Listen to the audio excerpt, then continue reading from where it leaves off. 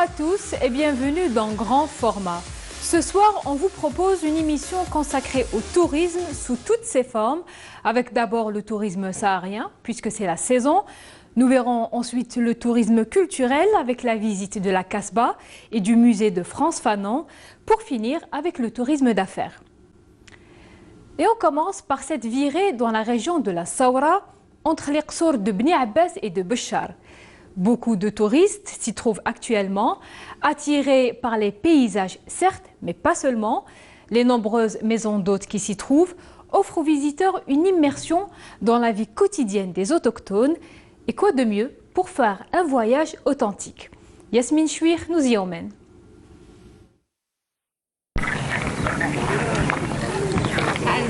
Le désert algérien, à l'instar de Béchar, est une des destinations les plus prisées en ces périodes de fin d'année. Tarit ou encore Bni Abbas, la position géographique de ces oasis leur confère le statut de portail du désert. Les dunes, les palmeraies, les costumes ou encore la gastronomie qui en font un musée à ciel ouvert. C'est vrai qu'ici on a la chance, tant au niveau accueil qu'au niveau sécurité, c'est qu'on vient chez des gens que lui connaît. Et donc ça c'est vraiment une richesse. Et entre autres on a la personne qui est derrière vous, Zakaria, qui est une des connaissances justement. Et c'est une personne qui nous a fait découvrir ici Bni Abbas et c'est très très intéressant. Les qsours de la région, toujours empreints de l'âme des anciens, offrent aux visiteurs une occasion de marcher sur les pas des ancêtres.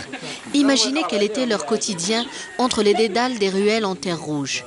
Et pourquoi pas profiter de l'accueil des nombreuses maisons d'hôtes qui ont su restaurer ce patrimoine pour faire revivre aux touristes une immersion totale dans ce qu'était la vie en ce lieu.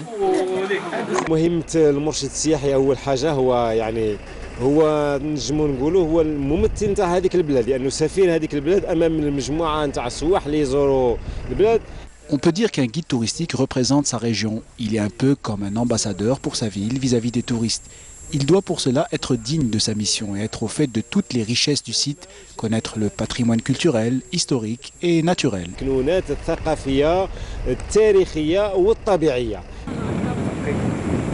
Autre site exceptionnel, celui des gravures rupestres, qui plonge le visiteur dans une ère encore plus ancienne, une ère préhistorique où les gazelles couraient dans des champs de verdure et où cette immensité désertique regorgeait de faune et de flore.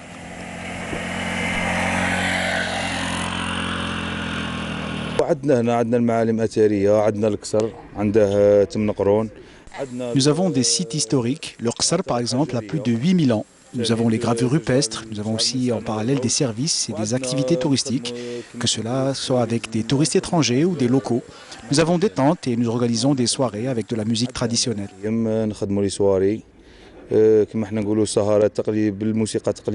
Très beau pays, gens très chaleureux, je me sens à l'aise, on a bien mangé, c'était super.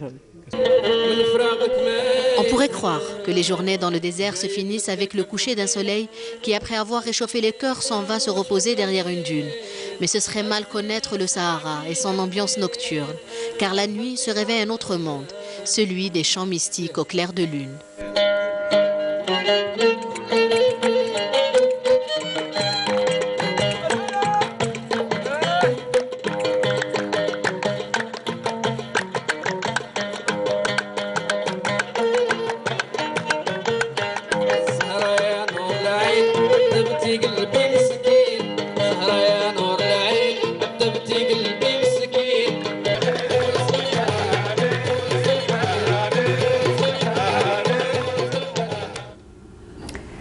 On met le cap plus au sud à Djanet, où nous attend un autre groupe de touristes venus d'Europe et qui a choisi les grandes étendues du Tassili Nadjer. Dans ce groupe, on trouve des habitués, dont un qui revient à Djanet pour la 5e fois. Hicham Daou l'a rencontré.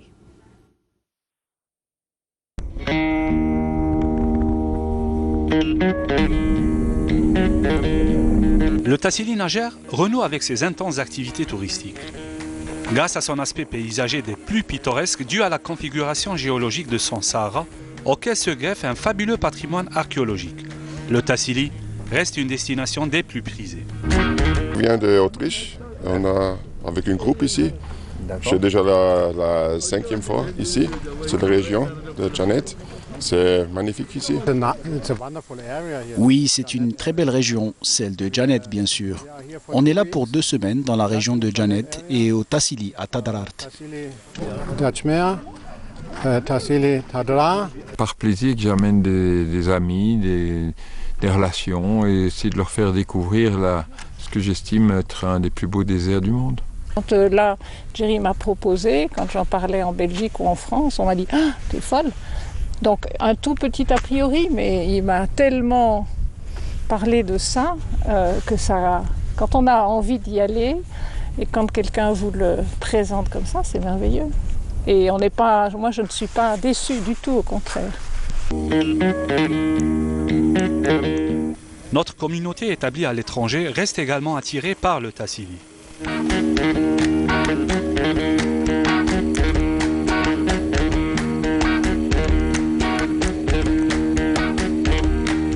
Moi, Janet, c'est une envoûtante, c'est une mystérieuse. Je suis là pour la découvrir et j'ai des projets. Je trouve que c'est un lieu que je n'ai jamais pensé trouver comme ça. En 3 mots, bien, ça va être, oui, époustouflant, majestueux. J'en ai pas de 3e. Voilà. Le Tassili attire et envoûte tout visiteur.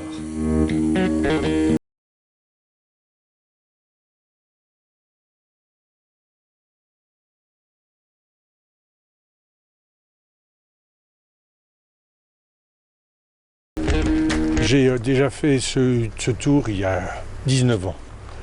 Donc j'ai trouvé ça tellement beau que j'ai offert ce voyage à mon épouse pour ses 60 ans. Parce qu'elle rêvait de voir le désert. Et je sais que le désert algérien est un des plus beaux au monde, voire le plus beau. Le tourisme au niveau du Tassili relève des offres qui demeurent des plus en vogue. Avis aux amateurs.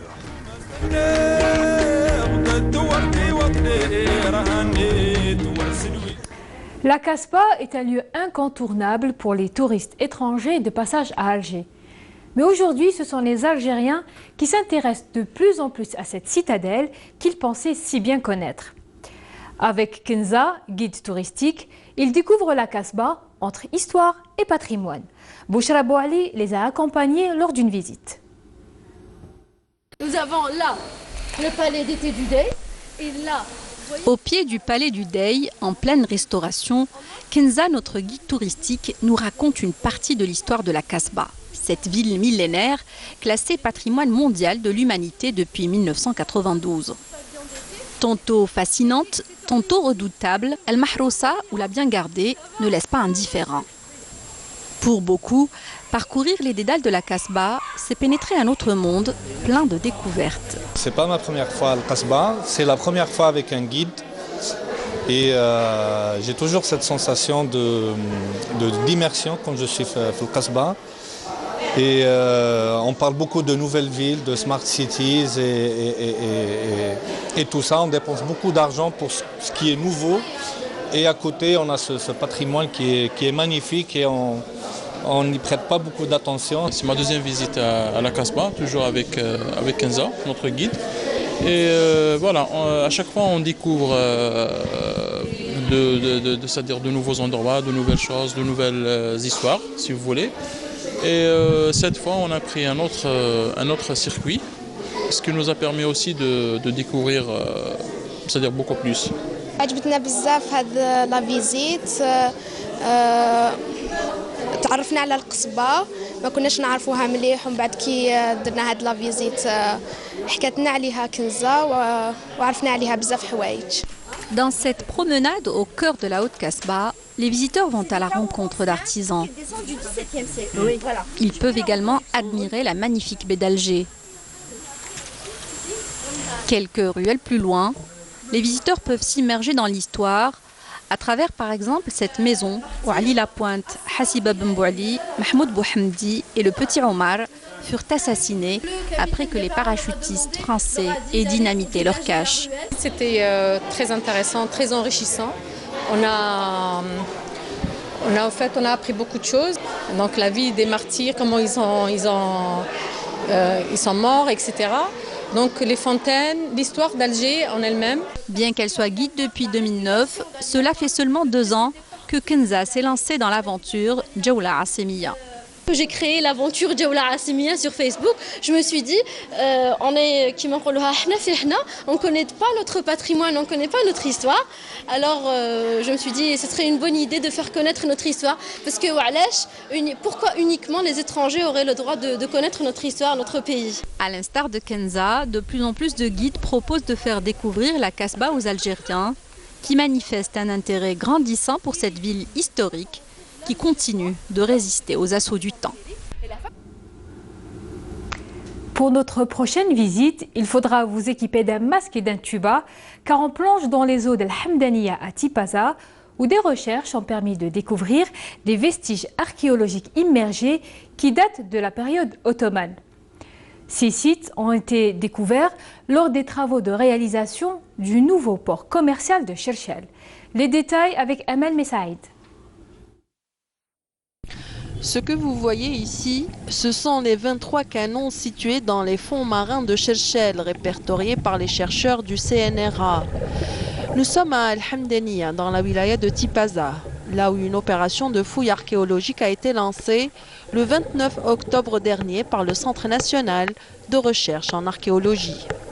Donc c'est un travail en amont qu'on est en train d'effectuer dans le cadre de la construction du grand port, du futur port de Cherchel, Hamdaniya. Donc là, on est en train de faire un travail en amont. On fait des investigations, une reconnaissance, un diagnostic, un géoréférencement de tous les sites archéologiques. Donc à la fois subaquatique et terrestre. Une cartographie marine est actuellement en cours de réalisation, une première en Algérie, mais pas que. Une deuxième équipe a été déployée sur le continent afin de recenser tout le patrimoine archéologique. Jusqu'à l'heure, 7 sites ont été identifiés. D'après la première indication et l'identification, ça doit être le premier site qu'on a vu ce matin, ça doit être une fabrique de garum, c'est-à-dire on fabrique des sauces de poisson. Et ici, on est carrément dans l'arrière-pays, on est tombé sur les restes, les vestiges d'une ferme romaine, qui se compose on a trouvé jusqu'à présent 3 contrepoids, et un bassin, un seuil d'entrée, et qui signifie que ça doit être une manufacture, fabrication d'huile, qui remonte toujours à la période romaine.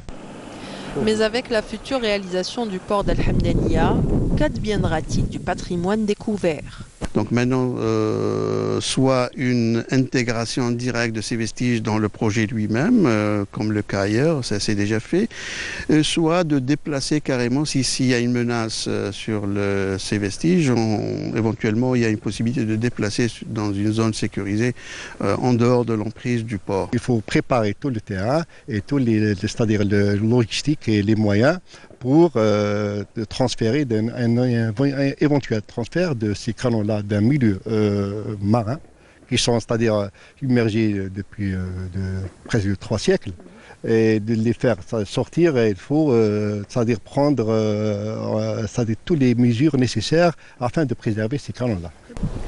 L'opération de fouille et de recensement des vestiges sera sanctionnée par un rapport exhaustif qui préconisera des recommandations afin de préserver ce patrimoine ancestral. Lorsqu'on parle de tourisme culturel, on pense tout de suite au musée.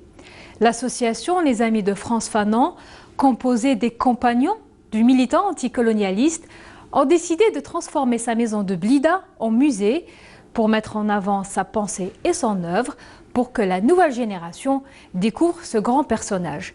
Le reportage de Adel Bouhamis. Ici, la maison occupée Frantz Fanon renaîtra bientôt de ses cendres et reprendra des couleurs. Un objectif que se sont assignés les membres de l'association des Amis du musée Fanon, venus en grand nombre commémorer le 57e anniversaire de la disparition de l'un des fondateurs du courant de pensée tiers-mondiste. Rendre à César ce qui lui appartient, le passage de Fanon, cette institution, là où il a habité, ça va devenir le musée Fanon.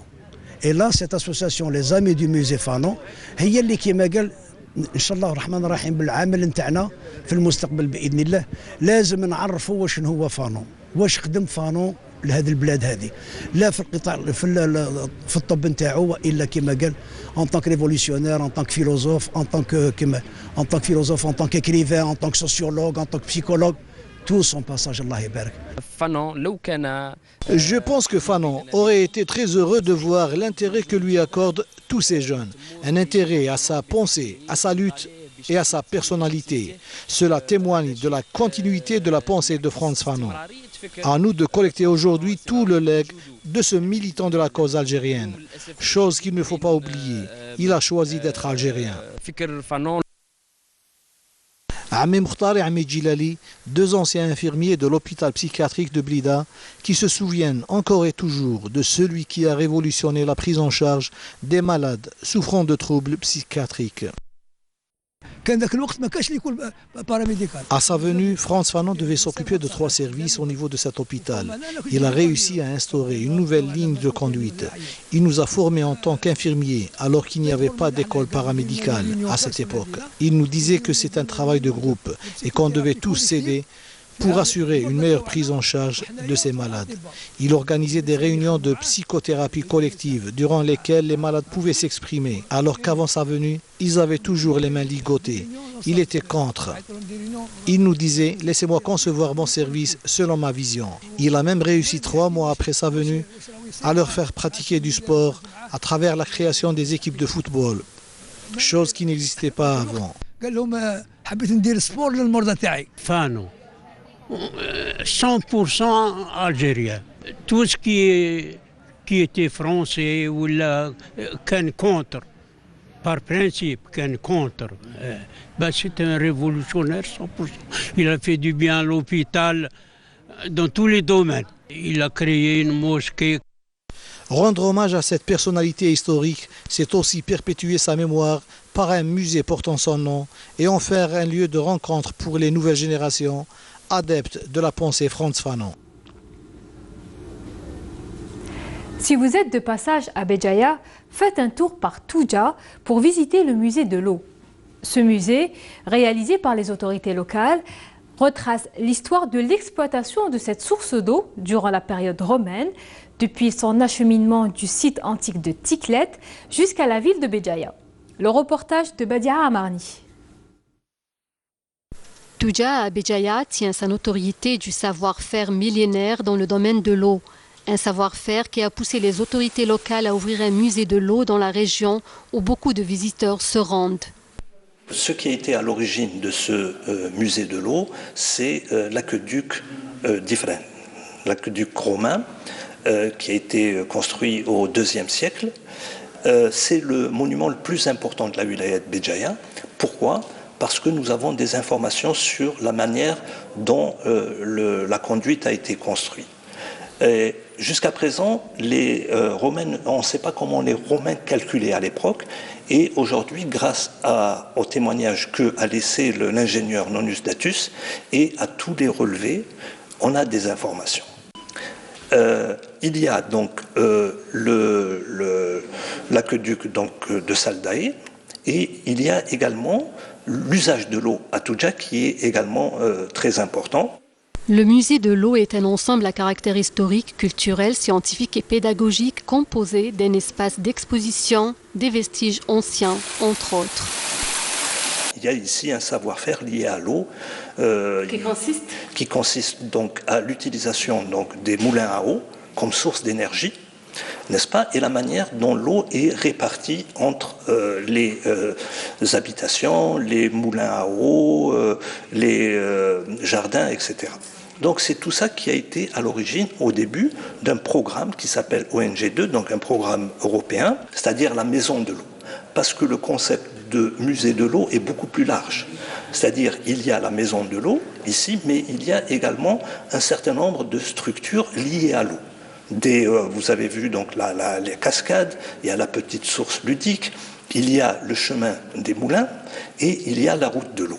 La route de l'eau, donc, c'est ce circuit qui va de Touja à Touja sur 50 km et qui passe par un certain nombre de sites et monuments liés à l'eau, comme par exemple Birslam ou bien comme par exemple les grands thermes de Toubou-Souktou.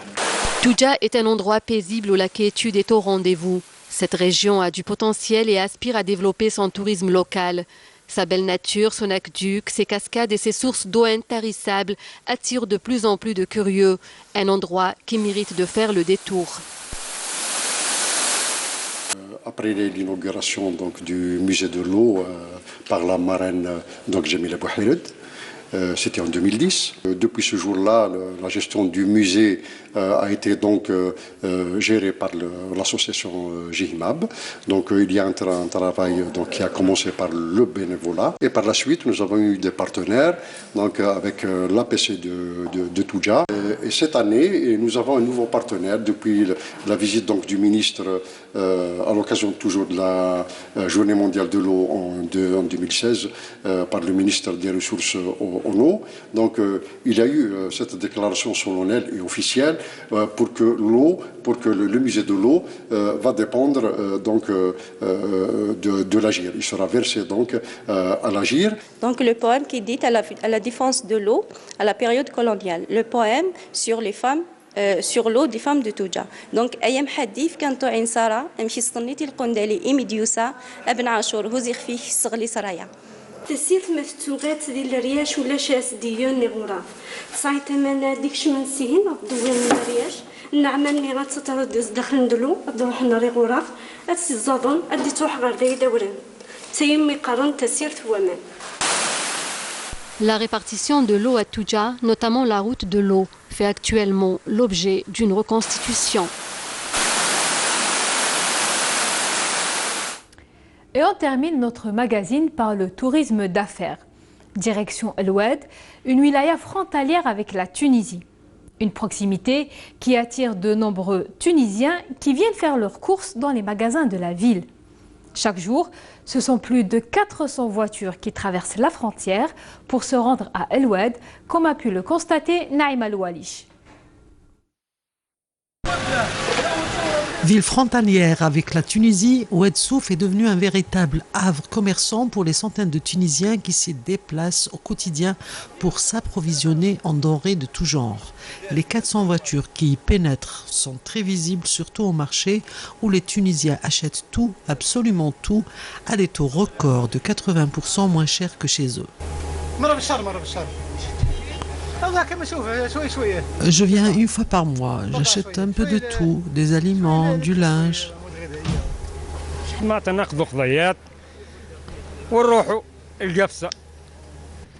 Je viens de la ville de Gafsa, nous faisons les courses une fois par semaine, puis repartons les vendre chez nous. Et c'est ça notre travail, nous faisons des va-et-vient. Les Tunisiens qui se sentent chez eux dans le grand souk du Souf empillent des fagots entiers de l'alimentaire en passant par le linge, la literie, la vaisselle, bref, tout ce qui s'achète est chargé et pour leur consommation personnelle et pour leur commerce dont la marge peut atteindre les 30%. Nous venons régulièrement en groupe et par bus tunisien à partir de Djerba. Nous faisons ce voyage depuis 2011 pour acheter plein de marchandises que nous vendons dans nos magasins respectifs en Tunisie. Ce que nous gagnons, ça dépend des jours, du taux de change. Il arrive qu'en une semaine, nous gagnons 2, 3, 4 millions. Je travaille et vends chez moi à la maison. Mes clients sont des proches, des voisins, des amis.